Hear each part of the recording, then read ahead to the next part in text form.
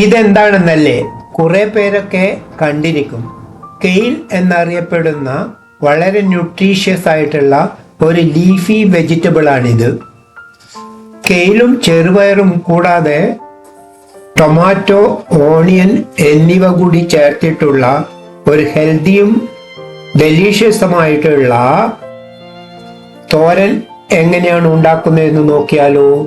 ഇതിനായിട്ട് ഒരു കെട്ട് കെയിൽ എടുത്തിട്ടുണ്ട്, 4-5 കാണും. കൂടാതെ സോക്ക് ചെയ്ത ചെറുപയർ 1 ഗ്ലാസ് നിറയെ കാണും. 2 തക്കാളിയും 1 സവാളയുടെ പകുതിയും എടുത്തിട്ടുണ്ട്.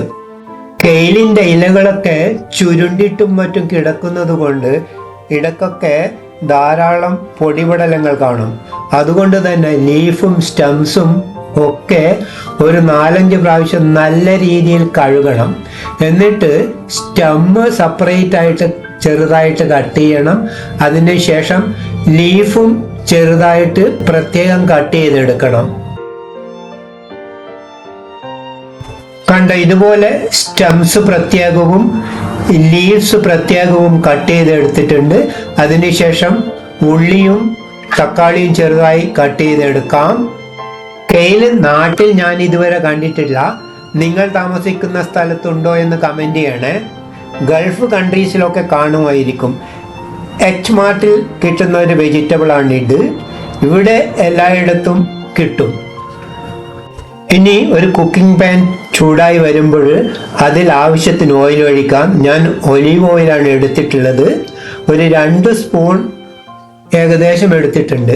ഇനി അതൊന്ന് ചൂടായി വരുമ്പോൾ അതിലേക്ക് 1 സ്പൂൺ കടുക് ചേർക്കാം. അതിനോട് കുറച്ച് കറിവേപ്പില കഷ്ണങ്ങളാക്കി ചേർക്കാം.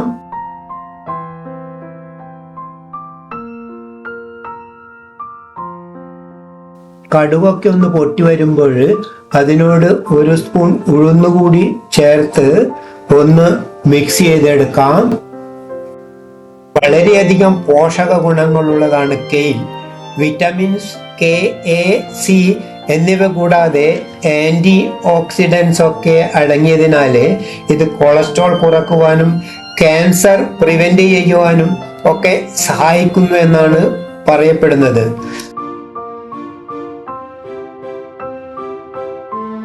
ഒക്കെ ഒന്ന് പാകമായി വരുമ്പോൾ അതിനോട് അരിഞ്ഞു വെച്ചിരിക്കുന്ന സവാള ചേർക്കാം.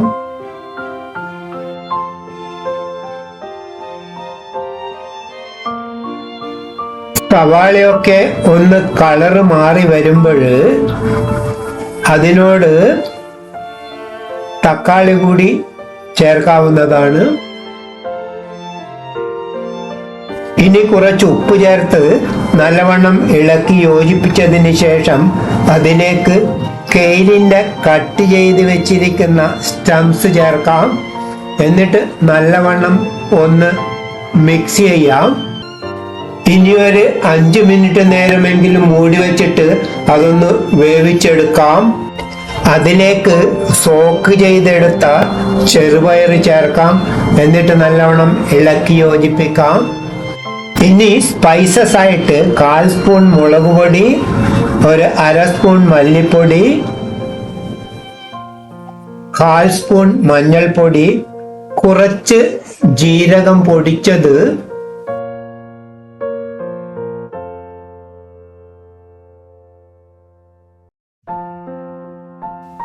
ഇനി അതിനോട് ഒരു 3/4 സ്പൂണോളം ആംചൂർ പൗഡർ കൂടി ചേർക്കാം. ഇത് വേണ്ടാത്തവർക്ക് സ്കിപ്പ് ചെയ്യാവുന്നതാണ്.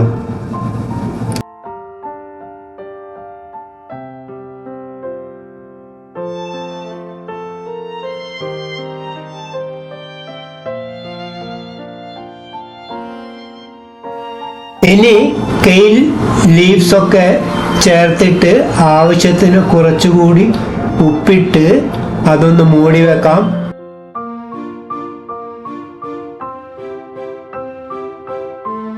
ഒരു 10-15 മിനിറ്റ് നേരം വേവാൻ അനുവദിക്കാം. കെയിലിൽ ധാരാളം ഫൈബർ അടങ്ങിയിട്ടുണ്ട്. ചെറുപയറിലാണെങ്കിൽ പ്രോട്ടീൻസ്. അതിനാൽ തന്നെ ഈ തോരൻ വളരെ ഹെൽത്തിയാണ്.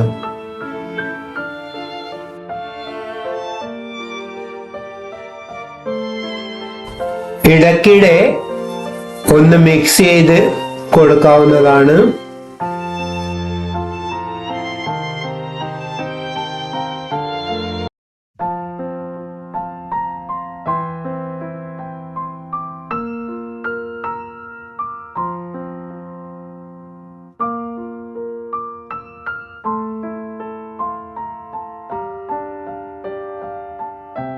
അപ്പോൾ എല്ലാം ശരിക്ക് വെന്ത് വന്നിട്ടുണ്ട്.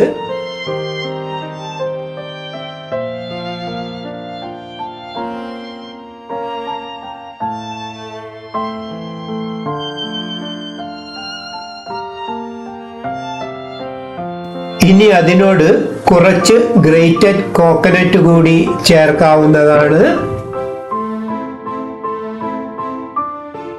ഇനി അതെല്ലാം ഒന്ന് നല്ലവണ്ണം യോജിപ്പിക്കാം.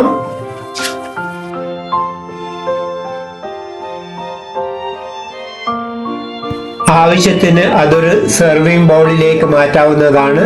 ഫ്രണ്ട്സ്, എൻ്റെ വീഡിയോ കണ്ടതിന് എല്ലാവർക്കും നന്ദി. മറ്റൊരു പുതിയ വീഡിയോയുമായിട്ട് നമുക്ക് വീണ്ടും കാണാം. Bye bye, see you soon.